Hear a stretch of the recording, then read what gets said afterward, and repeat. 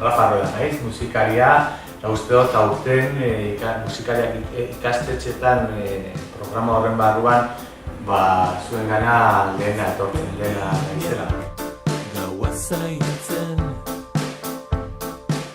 Azalduko dizuet kantu baten garapena sortu eta gure eskuetara heldu bitartean. Zer gertatzen da?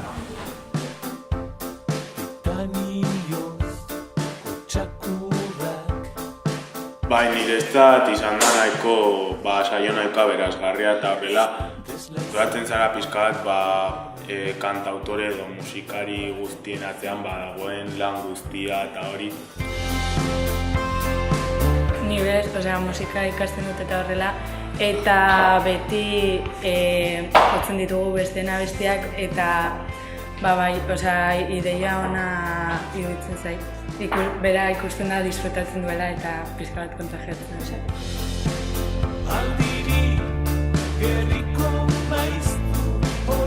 Polita da baita ere jakitea nola sortzen dituzten kantuak eta pixka bat jakitea ze prozesu mota dauden, nola sortu daiteke modu batean edo bestean niretzat hori izan da oso polita eta erakargarria.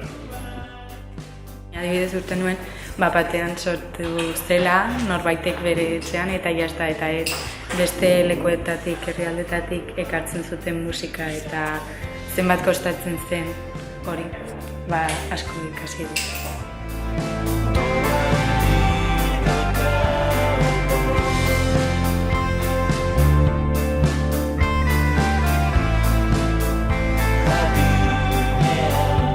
Iruditzen zaigu oso ederra dela, klaseetan aurrez landua, bertatik bertara eta protagonisten ahotsean eta hitzetan jasotzea. Eta ez genuen bitan pentsatu eta halaxe egin genuen gure eskaera. Jaso genuen erantzuna berehala, Rafa Rueda etorriko zela gure ikastetxera gaurko egunez, ezta?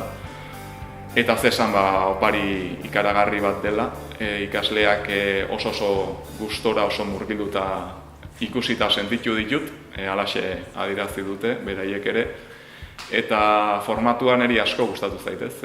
Ordu bete buelta horretan, euskal musikaren historia Rafak oso ondo laburtu du. Zertzela da nagusiak oso ondo helarazi dizkigu, oso hizkera goxoan eta hurbilean. Eta gero oso ondo uztartu du bere kantagintza.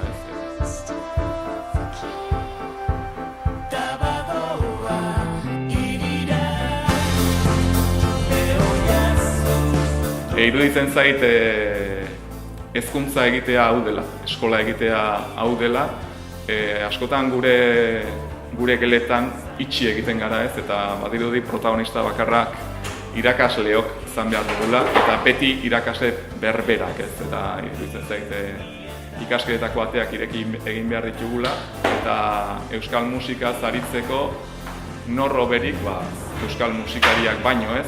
Eta tarteka beraiek gurera etorri alba dira, ateak ireki, zoriondu eta eskertu eta hemendik esan gainerako ikastetxeei aukera hauek probesteko eta ekimen haue abian jarri duten guztiei eskerrik asko eta horrela jarri dutzaten.